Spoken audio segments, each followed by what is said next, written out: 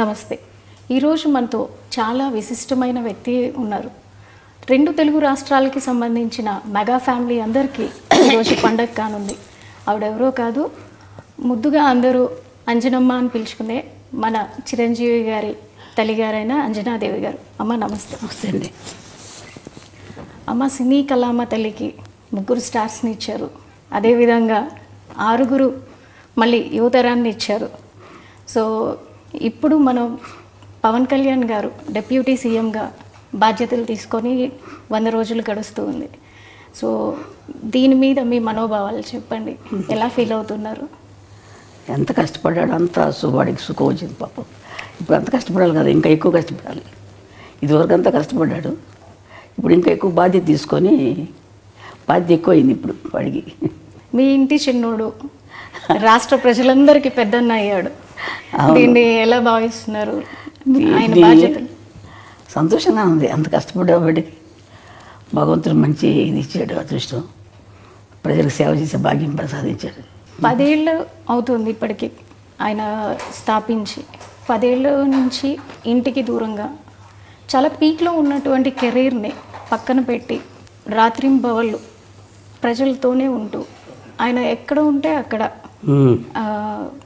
కొన్ని ప్రాంతాల్లో అయితే కనుక ఆయన నేల మీద పడుకున్న రోజులు కూడా ఉన్నాయి. మంచినీళ్ళు దొరకని ప్రాంతాలు అంటే పాడేరు లాంటి ప్రాంతాల్లో కూడా ఆయన తిరిగి ఎప్పుడు పట్టుపరుపుల మీద ఉండే పర్సన్. ఒక్కసారిగా ఆ విధంగా ఉంటాం. అలా చూసినప్పుడు మీకు ఎలా అనిపించింది? బాధగా ఉంటుంది. మరి చెట్లు తిరుగుతున్నానంటే వారికి అవన్నీ ఏం లేదు. ఇంట్లో అయినా సరే ఎక్కడైనా అట్ట పడుకుంటాడు. అలా షూటింగ్ వచ్చేసి అలా ఆ సోఫాల మీద అలా పడుకొని నిద్రపోతాడు. గదిలో పడుకోవాలని లేదు. కష్టపడతాడు. ఇంత కష్టపడ్డానమ్మా అని కూడా చెప్పడు. నాకు బాధగా ఉంటుంది వాడు చేస్తుంటే, అట్లా అంత కష్టపడుతున్నాడే బిడ్డ అని చెప్పేసి. చిన్నప్పటి నుంచి కూడా ఏం అడిగేవాడు కాదు అసలు. చిన్నప్పుడు అదొకలా కామ్గా ఉండేవాడు అంతే మనిషి. అన్నం భోజనానికి రమ్మంటే కూడా వచ్చేవాడు కాదు. అందరూ వచ్చేవారు, వాడు లేట్గా వచ్చేవాడు భోజనానికి. ఇది కావాలి అది కావాలని ఏమి అడిగేవాడు కాదు అసలు. మీకు చేతి వంట ఏది ఇష్టం ఆయనకి? వాడికి పలావ్ ఇష్టం. పలావ్ ఇష్టం తింటాడు. ఏదైనా తింటాడు కానీ పలావ్ అంటే కొంచెం బాగా ఇష్టం. మీతో ఉన్నప్పుడు ఆయన ఎక్కువగా పలావ్ తీసుకుంటారు అంటే వెజ్జా non veg? Non veg. Non veg అడగడు. ఇది కావాలి అది కావాలని అడగడు నన్ను. ఏది నాకు మనసు ఒప్పగా చేసి పెడతాను. పెట్టాలి కదా వాడికి పాపం, ఏది అడగడని చెప్పేసి. సో చిన్నప్పటి నుంచి నాకు ఇది కావాలని ఏది అడిగారు? అస్సలు అడిగేవాడు కాదు. నేను ఏదో ఒక ఇంటర్వ్యూలో విన్నట్టు గుర్తు నాకు. చిన్నప్పుడు ఏదో టీవీఎస్ అడిగాను, కొనిపెట్టలేదు, అందుకే ఇప్పుడు కంటిన్యూస్గా నేను బైకులు కొంటున్నాను అని. నిజమేనా? ఏమో మరి నాకు జ్ఞాపకం లేదు అసలు. ఈ మధ్యకాలంలో చూసుకుంటే ఎక్కువగా నరసింహస్వామి క్షేత్ర దర్శనలు, వారాహి దీక్షలు, అంటే అందరూ బాగుండాలని. అలాగే మొన్న వెంకటేశ్వర స్వామి క్షేత్రంలో జరిగిన లడ్డు వ్యవహారంలో కూడా దానికి ప్రక్షాళనగా ఆయనే ముందుగా ఒక దీక్షని శ్రీకారం చుట్టారు. ఈరోజు 11 రోజులు దీక్ష చేస్తున్నారు. సో దీనిపై మీరు ఏమంటారు? సంతోషంగా చేయటం మంచిదే కదమ్మా. అంత అదృష్టం కదా ఆయన. వెంకటేశ్వర స్వామి దీక్ష తీసుకున్నాడంటే వాడికి ఎప్పుడైనా ఇట్లా దీక్షలు తీసుకోవడం అలవాటు అయిపోయింది చిన్నప్పటి నుంచి కూడా. అయ్యప్ప స్వామి మాల వేసుకుంటాడు. నాకు నేను వెళ్దామంటే ఒకసారి నేను వెళ్ళాలి నాన్న అని చెప్పంటే నా కోసం అయ్యప్ప బాలేసుకున్నాడు. దర్శనం చేసుకొని వచ్చాం. వాడికి ఎప్పుడు చేసుకోవాలన్నా ఇష్టం పాప మా పైకి. సో చిన్నప్పటి నుంచి ఆయనకి దైవభక్తి. అలాగని దేవుడి దగ్గర ఊరికి దండాలు పెట్టేసి పూజలు ఏం చేసేవాడు కాదు. వాళ్ళ నాన్నగారు పూజ చేసినా కానీ ఏదో కాస్త ప్రసాదం తీసుకునేవాడు తప్ప వాడందరికీ వాడు ఎక్కువ పూజలు చేసేవాడు కాదు. ఇప్పుడు కొంచెం పెద్ద అయ్యాక తను పూజ చేసుకుంటున్నాడు. యోగ నరసింహస్వామి గుడి అని విన్నాము. పవన్ గారి అన్నప్రశ్న కూడా అక్కడే జరిగిందని. దానికి సంబంధించి వివరాలు చెప్తారా? మేము తిరుపతి దర్శనానికి వెళ్ళాం. నేను మా వారు మిగతా పిల్లలందరూ తీసుకొని వెళ్ళాను. వెళ్తే అప్పుడు 6 నెలలు కరెక్ట్గా జరిగింది. ఆ రోజుకి వచ్చింది. 6 నెలలు వచ్చింది కదా, ఇక్కడే అన్నప్రాసన చేసేద్దాం అనిపించింది నాకు మనసులో. ఆయన దగ్గర ఎప్పుడూ ఒక కత్తి ఉంటుంది. ఈయన పోలీస్ ఆయన కదా, కొంచెం పోలీస్ డిపార్ట్మెంట్. అందుకే ఆయన చిన్న కత్తి ఉంటుంది, ఆ కత్తి పెట్టి ఏదో పుస్తకాలు ఉంటే పెట్టి దేవుడి ప్రసాదం ఇచ్చారు. వెంకటేశ్వర ప్రసాదం, ఆ ప్రసాదం పెట్టి అక్కడే యోగ నరసింహస్వామి దగ్గర పడుకోబెట్టేసి చేశాను. చూసి పడుకోబెట్టి ఇక్కడ చేసేద్దామంటే అని అన్నాను ఆయనతోటి, మా వారితోటి. ఇంక అంతకంటే అదృష్టం ఏముందిలే అని చెప్పి వాళ్ళకి చేశాను. చేస్తే ఆయన కత్తి ముట్టుకున్నాడు. తర్వాత పెన్ తీసుకున్నాడు. ఓకే, అంతే. సో దాన్ని ఎలా చూస్తారు మీరు? కత్తి పట్టుకున్నవారు కాబట్టి దాన్ని మీరు ఎలా భావించారు ఆ రోజున? ఏముంది, ఏం భావించాను, చాలా కోపం వచ్చిపోతాడు పిల్లడు, ఏదో ప్రజలకి ఏదో చేస్తారని చెప్పి అనుకున్నాను నేను. అంటే అప్పుడే ఊహించారు మీరు, ఏదో చేస్తున్నాడు, కత్తి పట్టుకున్నాడు, ఏదో చేస్తాడు అనుకున్నాను. మరి పెన్ను పట్టుకున్న దానికి ఏమనుకున్నారు? అది చదువు తక్కువే వస్తుంది అనుకున్నాను. పెన్ను పట్టుకు వెనక రెండోసారి కదా చదువు. ఇది కష్టపడి పని చేస్తాడు, ప్రజల కోసం చేస్తాడు, ఏదైనా చేస్తాడు అనుకునేదని కోపంగా అందరినీ రక్షించడానికి చేస్తాడు అనుకున్నాను. అంటే వాళ్ళ నాన్నగారు బాగా తిరుగుతారండి, ఆయన కూడా పోలీస్ డిపార్ట్మెంట్ కదా, ఆయన బుద్ధులన్నీ ఉన్నాయి ఆయనకి, ఆయన గుణాలే ఉన్నాయి ఆయనకి. ఈయన కూడా కొంచెం తిరగటం, కోపం అన్నీ ఉన్నాయి. ఆయన కూడా అట్లా తిరిగేవారు. ఆయన ప్రభావం ఆయన మీద చిన్నప్పటి నుంచి ఉండేదా? చిన్నప్పటి నుంచి వాళ్ళ నాన్నగారితో బాగా ఎక్కువ ఉండేవాడు, అటాచ్మెంట్ ఎక్కువ. లాస్ట్ కదా వాళ్ళ నాన్నగారు లాగా ఉంటాడు, బుద్ధిగా. ఎక్కువ తిండి గురించి కానీ ఎక్కువ మాట్లాడు, మితంగా మాట్లాడతాడు, మితభాషి. అందుకని వాళ్ళ నాన్నకి ఇష్టం ఎక్కువ కంటే ఎక్కువ. అంటే అలాగని వాళ్ళ మీద లేకుండా లేదు, వీడు కొంచెం కామ్గా ఉంటాడు ఇంట్లో కూడా, ఎవరితో ఎక్కువ మాట్లాడేవాడు కాదు. మాట్లాడితే మా చిన్నమ్మాయి, లాస్ట్ అమ్మాయి కొంచెం దగ్గర, అందుకని దాంతో మాట్లాడేవాడు ఎక్కువ. చిన్నప్పటి నుంచి పవన్ కళ్యాణ్ గారు పుస్తకాలు ఎక్కువగా చదువుతూ ఉండేవాళ్ళ? ఎక్కువ స్కూల్కి వెళ్ళేది ఒకరు లేదు. కొంచెం ఇంటర్మీడియట్ 10th క్లాస్కి 8th క్లాస్కి వచ్చేటప్పుడు వాళ్ళ అన్నయ్య క్లాస్ మేము లైబ్రరీ ఉంటే బుక్స్ లైబ్రరీ, ఆ బుక్స్ చదువుకుంటూ ఉండేవాడు, ఎక్కువ చదివేవాడు. ఎందుకు ఎక్కడికి వెళ్తే చదువుతున్నానమ్మా అనుకునేవాడు, అనేవాడు అంతే. ఆ తర్వాత పెద్దయ్యాక కూడా అదే బుక్స్ అదే చదువుతున్నాను, అదే అలవాటు వచ్చేసింది. ఇప్పటికి కూడా పుస్తకాలు ఇంట్లో పెట్టుకొని, చాలా పెద్ద పెద్ద పుస్తకాలు. వాళ్ళ నాన్నగారు కొంచెం చదివేవారు పుస్తకాలు, అవి వాళ్ళ నాన్నయ్య అలవాటు అయిపోయి బాగా అయ్యి అది ఎక్కువ చదువుతూ ఉంటాడు. తర్వాత నాకు తెలియదు ఎన్ని పుస్తకాలు ఉన్నాయి. మొన్న చూస్తే నేను ఇంట్లో ఇన్ని పుస్తకాలు ఉన్నాయి, ఎక్కడ అవన్నీ చదివి అందుకని ఇంత ఇది వచ్చిందే వీడికి ఆలోచన అనుకున్నాను నేను. చిన్నప్పుడే అనుకున్నారా పెద్దయ్యాక ఏమవుతారు అనేది? నేను అంత ఆలోచించలేదమ్మా, ఊహించలేదు ఇలా అవుతారని అయితే అస్సలు అనుకోలేదమ్మా. నేను ఎవరి గురించి నేనేమో అనుకోను, వాళ్ళ అదృష్టాలను బట్టి జరుగుతుంటుందమ్మా. ఇంట్లో ఎక్కువ ఎవరితో అటాచ్మెంట్ ఉంటుంది? చిరంజీవి గారితో. ఆయన చిన్నప్పుడు వాళ్ళ అన్నయ్య బాగా దగ్గర తీసేవాడు, చిన్నపిల్లడప్పుడు ఎక్కువ. ఈ చిన్నవాడు కదా, ఆయన ఎత్తుకొని ఫోటోలు తీసుకోవడం, వాళ్ళ అన్నయ్య తమ్ముడిని చాలా జాగ్రత్త బాగా చూసుకునేవాడు. తమ్ముడు అంటే పెద్ద ఆయన. అట్లాగే పెద్ద అయినా కానీ వాళ్ళ అన్నయ్య వదిన ఇప్పటికీ వాళ్ళ అన్నయ్య వదినతో. అంటే మేము నెల్లూరులో ఉండేవాళ్ళం, మా వారికి జాబ్ అక్కడ. ఇంకా అందుకని మాకు ట్రాన్స్ఫర్లు అయ్యాయి. అందుకని పిల్లలు చదువులు సరిగ్గా ఉండవని చెప్పేసి నేను తీసుకెళ్ళిపోతానమ్మా అన్నాడు మా పెద్ద అబ్బాయి. కళ్యాణ్ బాబుని తీసుకెళ్తాను, అక్కడ చదివిస్తానని. అందుకని పంపించాను మెడ్రాస్కి. కళ్యాణ్ గారికి మీరు అన్నప్రసన్నప్పుడే పేరు పెట్టి ఉంటారు కదా, చిన్నప్పుడు పెట్టిన పేరు పవన్ కళ్యాణ్ అయినా? లేదు, కళ్యాణ్ కుమార్ అని పెట్టాం, శ్రీ కళ్యాణ్ కుమార్ అని పెట్టాం. ఆ తర్వాత పవన్ అని ఎవరో పెట్టారంట, నాకు తెలియదు అది. ఇప్పుడు అన్నప్రసన్న చేసినప్పుడు మీరు ఖచ్చితంగా ఏదో సాధిస్తాడు అని అనుకున్నారు కదా. 10 ఏళ్ళు అవుతుంది పార్టీని స్థాపించి. దానికన్నా ముందు ప్రజారాజ్యంలో అన్నగారితో ఉంటూనే అక్కడ యూత్ వింగ్ చూస్తూ అప్పుడు ప్రజల్లోనే మమేకమై ఉన్నారు. అప్పటికే ఆయన సినిమాల్లో ఒక చేస్తున్నారు, కొంచెం ఎదుగుతూ ఉన్నారు. అంటే మళ్ళీ పార్టీల వైపు మొగ్గుతున్నప్పుడు మీరు ఎలా భావించారు? నాకు ఎందుకు ఈ పార్టీలో మనకి సినిమాల్లో చేసుకుంటే బాగుంటుంది కదా అనిపించింది నాకు. అనిపించిన తర్వాత వాడి ఇష్టం, మనం ఏం చెప్పగలం. అవి చేస్తానమ్మా, ఇది చేస్తానని. సో మీరు వాదించారా అప్పట్లో? వాదించలేదు, నేను ఎక్కువ వాదించను అసలు. వాడి ఇష్టం, వాళ్ళు పెద్దవాళ్ళు అయిపోయారు, వాళ్ళ ఆలోచనలు వాళ్ళకు ఉంటాయి కదా. మనకు పెద్ద నాలెడ్జ్ ఏముంటుంది, వాళ్ళకున్నంత ఉండదు కదా మనకి మాకు అని చెప్పి నేనేం ఎక్కువ వాదించేదాన్ని కదా. అడిగేదాన్ని, నాన్న సినిమాలు చేసుకోకూడదా, ఎందుకు ఇది మనకి ఇదంటే, ఏం లేదమ్మా అది ఇది అన్నీ చేసుకుంటాను.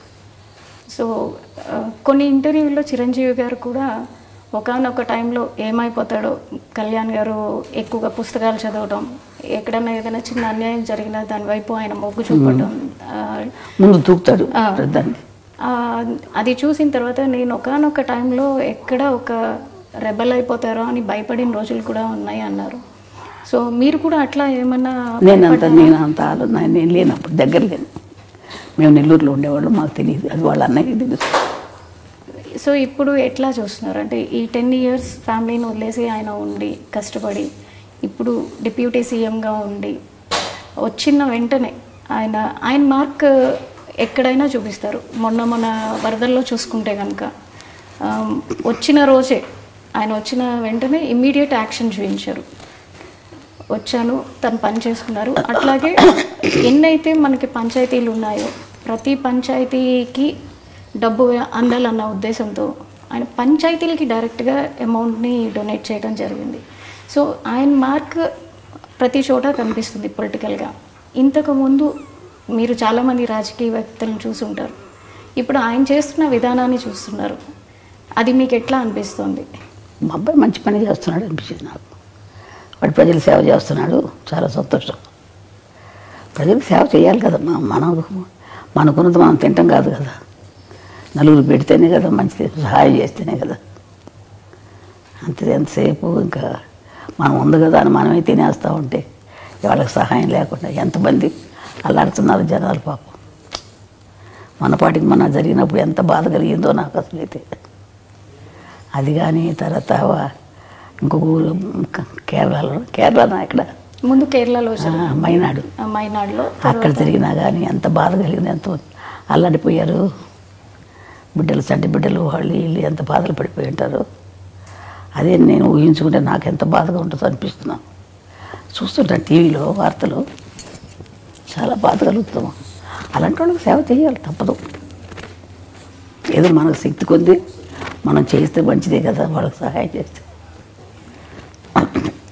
సెలబ్రిటీగా మీరు అనుకున్నట్టుగా సినిమాలే చేసుకుంటూ ఉంటే ఆయన డొనేట్ చేసి వదిలేయటం జరిగేది. కానీ క్షేత్రస్థాయిలో ఆయనే ఉండి పొలిటీషియన్ అయ్యాక క్షేత్రస్థాయిలో ప్రతి ఒక్కరికి దగ్గరుండి ఆయనే ప్రతిదీ అందేలా చూసుకుంటున్నారు. సో ఈ విధానాన్ని మీరు ఎలా చూస్తారు?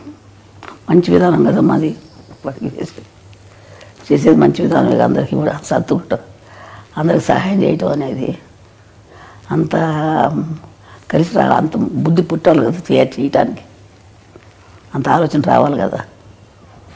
మంచిదే కదా మాకు చేసే బుద్ధి ఉంది. వాళ్ళ నాన్నగారికి కూడా ఉంది కొంచెం బుద్ధి, సేవ చేసే బుద్ధి.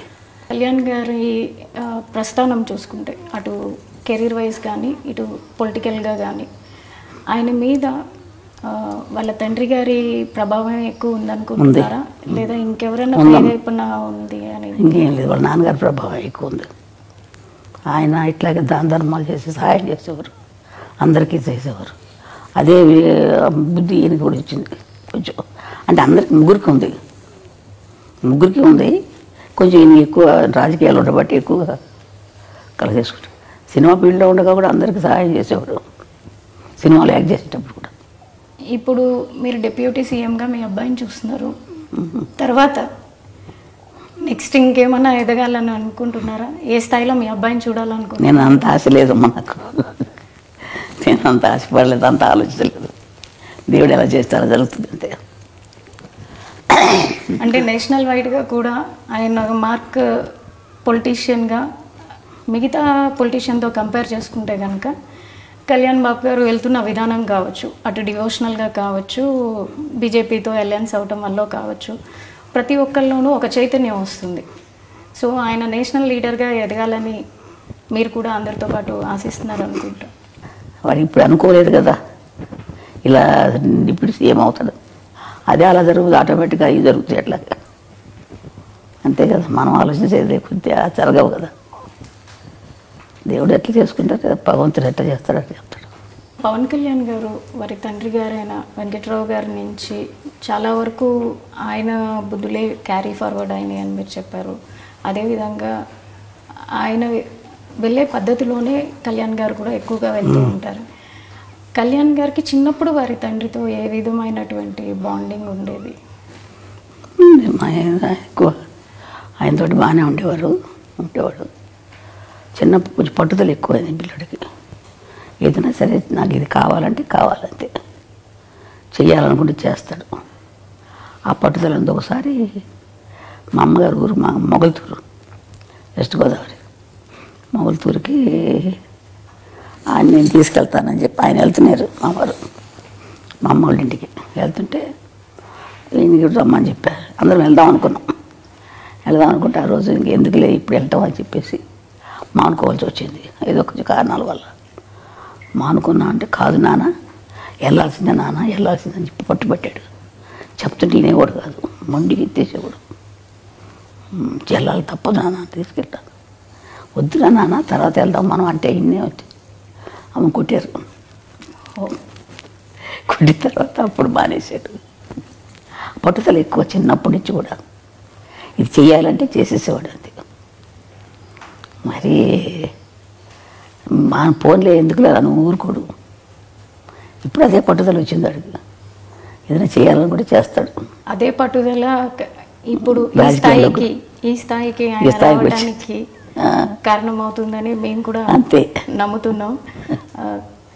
ఇప్పుడు చంద్రబాబు నాయుడు గారు జైల్లో ఉన్నప్పుడు కూడా ఆయన ఫ్లైట్లో రానినప్పుడు బై రోడ్ వచ్చారు. బై రోడ్ ఆపినప్పుడు కూడా ఆయన అక్కడే రోడ్డు మీద పడుకున్నప్పుడు చాలా బాధ కలిగిందమ్మా. ఎందుకు ఈ బాధలని మనకు అనిపించేసింది.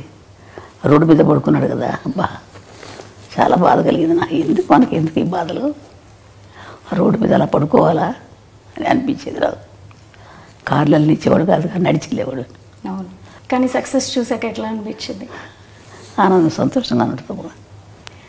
అవన్నీ వాడి కష్టానికి తగ్గ ఫలితం జరిగింది. భగవంతుడు మంచి ఫలితం ఇచ్చాడు అని చెప్పి అనుకుంటాడు.